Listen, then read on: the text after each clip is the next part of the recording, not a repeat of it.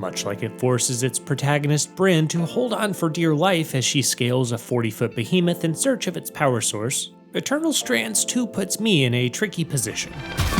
You see, years ago, and while bored to figurative death in the darkest throes of COVID, I went Super Saiyan nerd and designed a 15-part micrometric video game scoring system still used to this day that operates on a 5-point scale instead of the industry standard X out of 10.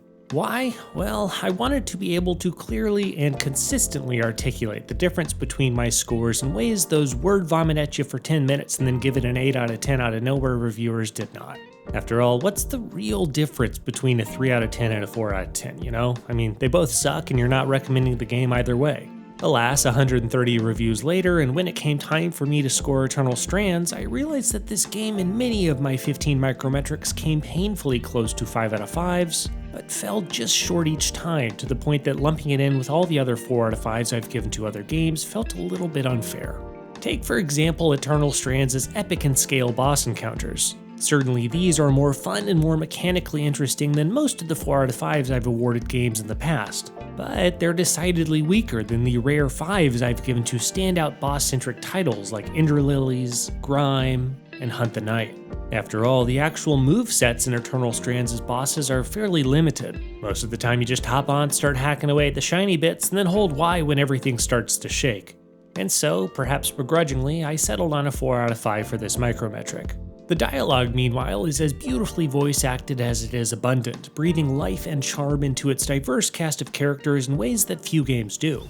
Hours trying to unravel the complex enchantments in each of these devices, and Sev here, Paragon of Clarity, points out a single point of commonality so mundane I had ignored it. But did it truly provoke that 5 out of 5 jaw-dropped response in me that did the deeply philosophical Talus Principle 2 or the side-splittingly hilarious Psychonauts 2? Ooh, is that honey pepper boar bacon? Not quite. In fact, at times I found myself a bit bored by Eternal Strands' arguably overly pleasant cast, all of whom felt a little too nice and submissive. I mean, this game centers around a band of scrappy renegade magicians ostracized by their societies to the point they're desperate enough to breach a 50-year-old force field and face the horrors inside for a chance at glory. Which just doesn't strike me as the kind of crew that would trip over themselves to apologize for every tiny misdeed.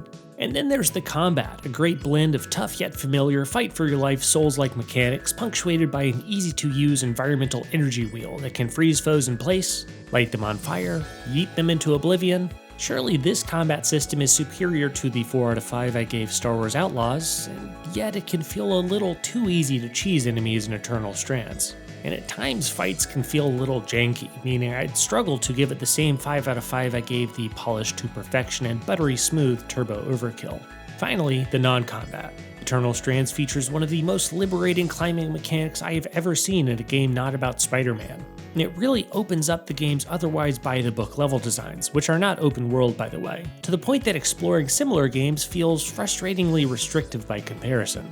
And when you do finally return to base through a pretty loom gate after stuffing your tiny inventory full of dozens of material types, you can completely lose yourself in Eternal Strands' flexible crafting system that allows you to experiment with different combinations of material inputs to achieve varying armor and weapon stats, then disassemble things penalty-free when you want to try another avenue.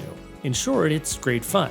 And yet that climb feature I just described might be a little too sticky to the point you'll accidentally glue yourself to walls when jumping out of the way of incoming projectiles. And that crafting system, while well designed, also acts as an annoying and arbitrary gatekeeper to progressing the story. Because there's no level system in Eternal Strands, you're forced to gear grind or else get buried by enemies in new zones. But upgrading your equipment often requires tracking down a frustratingly obscure combination of materials that ends up feeling like busy work. Now, make no mistake, as evidenced by me splitting hairs over whether to give this game 4 out of 5s or 5 out of 5s, it's clear that I enjoyed Eternal Strands quite a bit during my 20 plus hours with it.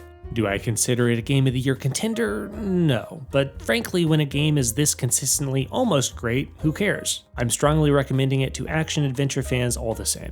And so, in the end, and after averaging up our micrometrics, I'm giving Eternal Strands a strong aggregate megascore of 3.77 out of 5, and I'm happy to answer any questions you have about the game or my review. Until next time, this is Scope, and thanks for watching.